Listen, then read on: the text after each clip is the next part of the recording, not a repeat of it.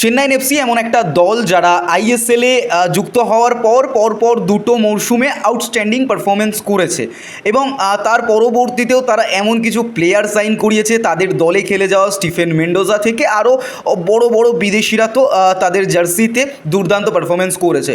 পরবর্তীতে এই মুহূর্তে চেন্নাইন এফসি কিন্তু আইএসএলের মঞ্চে বিশেষ করে গত মরশুমে যে পারফরমেন্স তা সত্যিই নিন্দনীয়। চেন্নাইন এফসির জার্সিতে সেটা মেনে নেওয়া যায় না।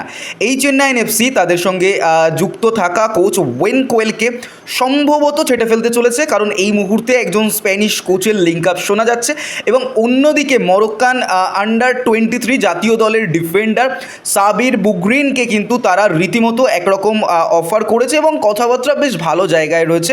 মাত্র 28 বছর বয়সী এই ফুটবলার কিন্তু 5.6 ইয়ার মার্কেট ভ্যালুতে এই সময় রয়েছেন এবং তার যে ক্লাব তিনি মরক্কান ফার্স্ট ইয়ারে খেলছেন, তো সেখানে দাঁড়িয়ে তার ক্লাবের সঙ্গে 30 জুন 2025 ডিল এন্ড হচ্ছে।